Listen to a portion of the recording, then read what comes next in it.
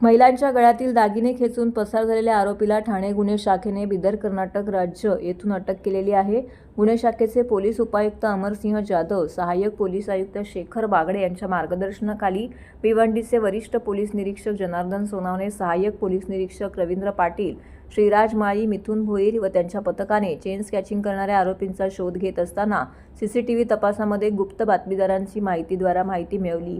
Chain snatching करणारा आरोपी अब्बास उर्फ बडा युनुस सय्यद राहणार आंबिवली कल्याण हा बिदर कर्नाटक राज्य येथे पळाला। त्याप्रमाणे पोलीस उपनिरीक्षक रवींद्र पाटील त्यांचे 5 जणांचे पथक बिदर येथे पोहोचले। बिदर येथे आंबिवलीपेक्षा मोठी वस्ती इराणी लोकांची आहे, त्यामुळे मोठ्या शिताफीनं कारवाई करावी लागते। रवींद्र पाटील यांचे एक पथक व लोकलचे पोलिसांचे 8 लोकांचं पथक घेऊन पहाटे 4 वाजता सगळे झोपेत असताना आरोपी लपून बसलेले दरवाजाचं कुलूप तोडून आरोपीला ताब्यात घेतले। 5 मिनिटात ही कारवाई करण्यात आली। त्यानंतर आरोपीला ठाण्यात आणून त्याची कसून चौकशी केली असता त्याच्याकडून चोरलेले सोन्याचे 232.5 ग्रॅम वजनाचे 30,22,500 रुपये किमतीचे दागिने हस्तगत करण्यात आलेत। आरोपी चेन स्कॅचिंग करताना बाईक चालवणाऱ्या साथीदाराचा शोध पोलीस घेत आहेत। नारपोली पोलीस ठाणे येथे सोनसाखळी चोरी चेन स्नॅचिंगचा गुन्हा दाखल होता। त्या गुन्ह्याचा समांतर तपास गुन्हे शाखा घटक 2चे पोलीस निरीक्षक पी.आय. सोनवणे आणि त्यांची टीम एसीपी शेखर बागडे यांच्या परीक्षणामध्ये करत होती। त्यामध्ये अब्बास उर्फ बड्डा युनुस सय्यद राहणार आंबिवली कल्याण ठाणे हा आरोपी निष्पन्न झाला। त्याला PSI पाटील गुन्हे शाखा घटक 2 आणि त्याच्या टीमने बिदर कर्नाटक येथून ताब्यात घेतलं।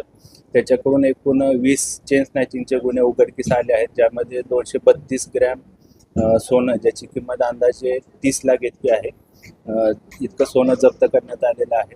सदर आरोपीला आज भिवंडी शहर पोलीस ठाण्याच्या गुन्ह्यामध्ये रिमांडमध्ये घेतलेलं आहे। त्याला आज मान्य न्यायालयामध्ये आम्ही हजर करून पुढील रिमांड घेणार आहोत। हा आरोपी खडकपाडा पोलीस स्टेशन येथे दाखल होता मोक्याचा गुन्हा। त्या मोक्याच्या गुन्ह्यामध्ये ह्या आरोपीने आणि त्याच्या साथीदारांनी पोलिसांवर हल्ला केला होता। त्या अनुषंगाने मोका दाखल होता। या मोक्याच्या गुन्ह्यामध्ये तो फरार होता 2023 पासून। त्यानंतर देखील त्याने ठाणे पोलीस आयुक्तालयाच्या क्षेत्रामध्ये विविध प्रकारचे चेन स्नॅचिंगचे गुन्हे केले होते आणि त्याच्यावर यापूर्वी देखील काही चेन स्नॅचिंगचे देखील गुन्हे दाखल आहेत। अब्बास उर्फ बड्डा युनुस सय्यद याच्यासोबत अजून काही साथीदार असण्याची शक्यता तपासून निष्पन्न झालेली आहे।